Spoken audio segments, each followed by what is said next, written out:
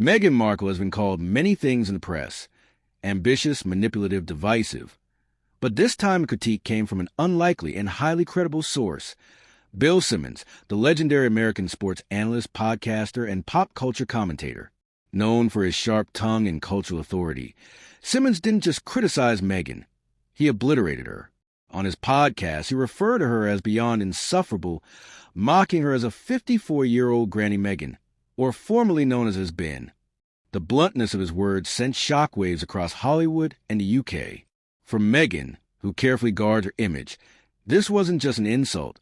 It was a cultural smackdown that left her seething. What made the moment so devastating for Meghan was not simply the insult itself, but the credibility of the man delivering it. Bill Simmons isn't a late-night comedian making cheap jokes or a British tabloid headline writer looking for quick clicks. He is a respected voice in sports and pop culture commentary, someone who rarely wastes his platform on personal vendettas. The fact that he chose to unleash his frustration on Meghan carried weight far beyond the gossip columns. It symbolized something darker, a growing fatigue with the Sussex narrative, even among American audiences who were once considered Meghan's strongest defenders. The reaction was immediate and brutal. Social media lit up with clips of Simmons' tirade, as hashtags mocking Meghan began trending globally. Royal commentators in the UK seized on the comments as proof that even across the Atlantic, the so-called Sussex fatigue had reached critical levels. And while Meghan stewed in silence, Prince Harry reportedly erupted behind closed doors. According to sources close to the couple, Harry viewed the remarks not just as an attack on his wife, but as a fresh humiliation for himself, a public dismantling of the narrative he and Meghan had worked tirelessly to craft through documentaries, interviews, and carefully staged media appearances. From that moment, a new loop of controversy had been opened. The question wasn't whether Meghan could recover from a stinging podcast rant. It was whether the cultural tide had permanently shifted against her, exposing her and Harry to ridicule on a scale neither of them had anticipated. To fully grasp the devastation of Simmons' words, it is necessary to understand the fragile foundation upon which Meghan and Harry have built their public identity. Since leaving the royal family in 2020, the couple has attempted to rebrand themselves as global philanthropists, storytellers, and victims of a cold and rigid institution. At first, the narrative found traction, especially in the United States, where Meghan's story resonated with those who saw her as a modern woman crushed by outdated tradition. But cracks began to appear quickly.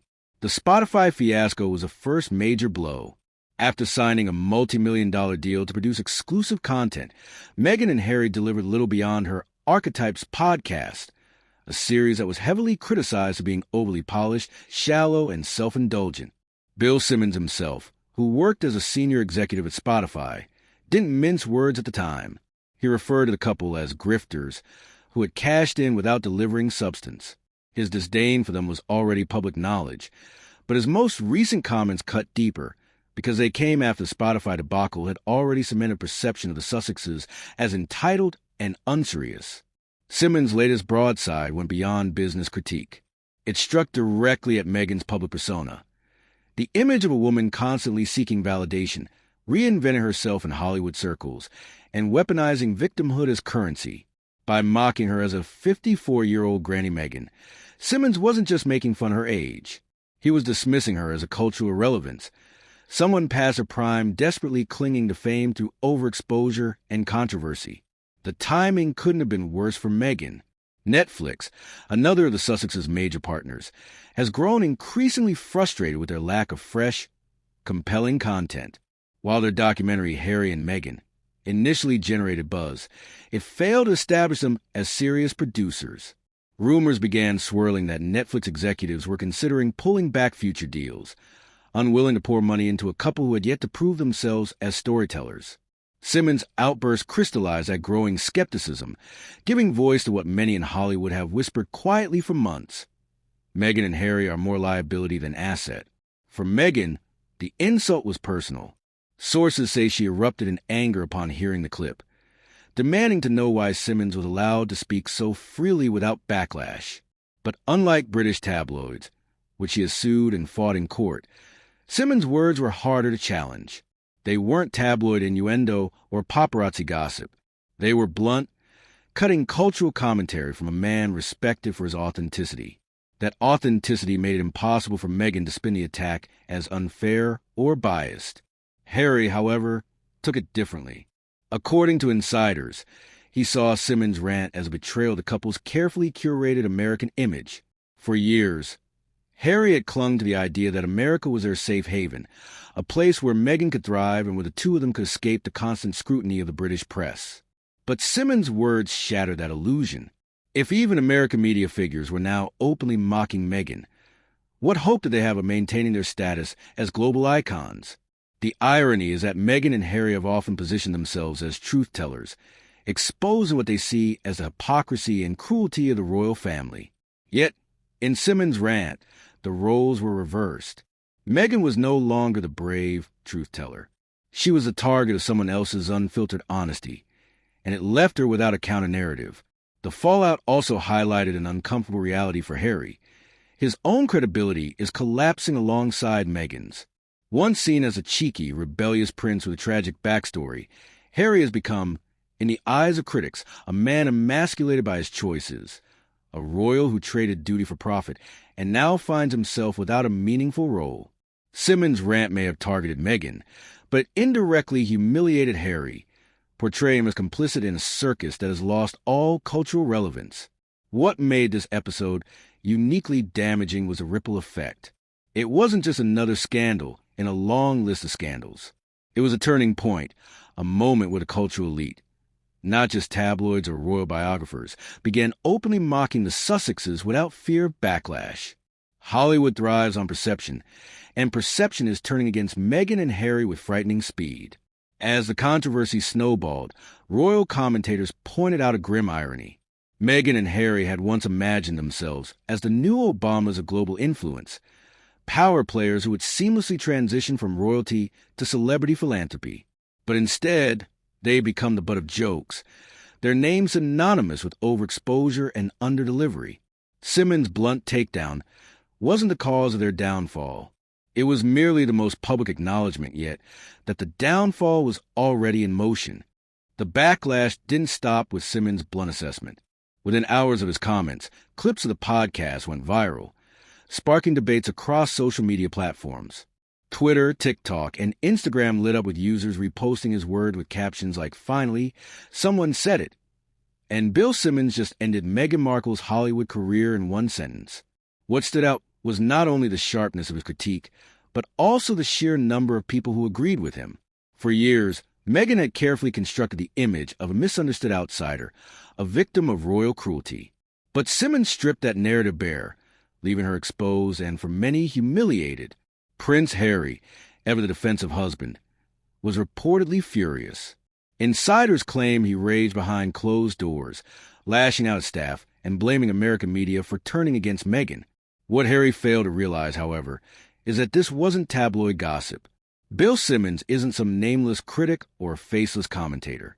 He's a respected voice with cultural credibility that extends far beyond sports.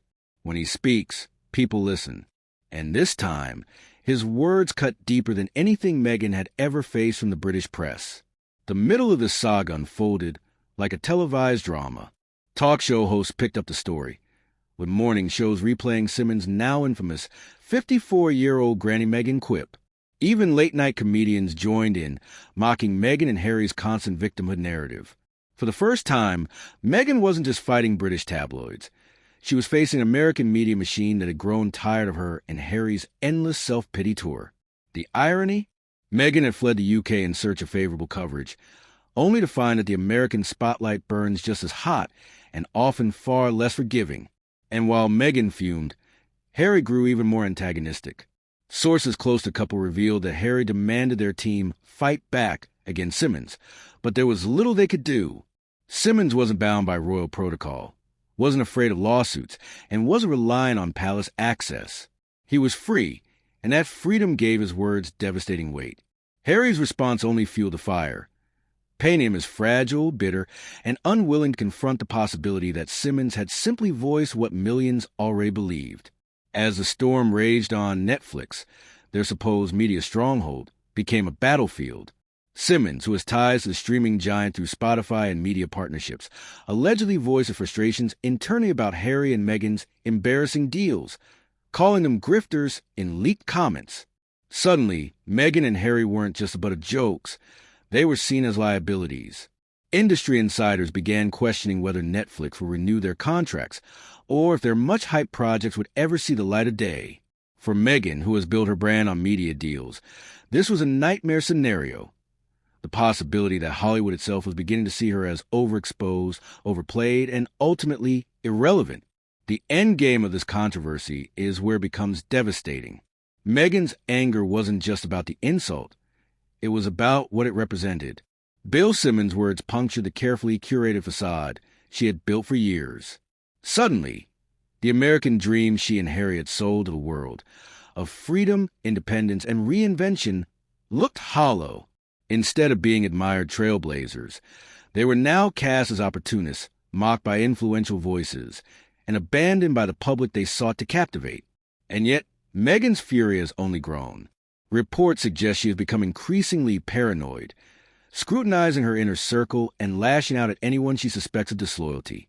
Harry, meanwhile, is spiraling, caught between defending his wife and confronting a world that no longer buys into their narrative. The once glamorous couple, who sought to dominate Hollywood, now find themselves on the outside, watching as their relevance slips away. Bill Simmons may not have intended to start a cultural war, but his words did exactly that. He didn't just call Meghan out. He set in motion a reckoning that forced the world to reevaluate the Sussexes' role in media and public life. And in the process, he exposed something Harry and Meghan never wanted to admit. Their empire was built on sympathy, not substance. Once the sympathy dries up, so too does their influence. The final blow came when Simmons doubled down days later, unapologetically repeating his criticism on another show. He scoffed at the backlash from Harry's defenders, declaring, "They've milked every angle they could. People are done with it." With those words, he didn't just slam a door shut on Meghan's Hollywood ambitions. He slammed it in her face, leaving both her and Harry to grapple with the brutal reality. America, the land they thought would save them, has turned its back. Meghan Markle has faced plenty of criticism before, but this moment felt different. This wasn't just gossip or tabloid headlines. It was a cultural verdict. And for Meghan, the humiliation of being torn down so publicly, so mercilessly, by someone as respected as Bill Simmons, has left a scar that no PR strategy can erase.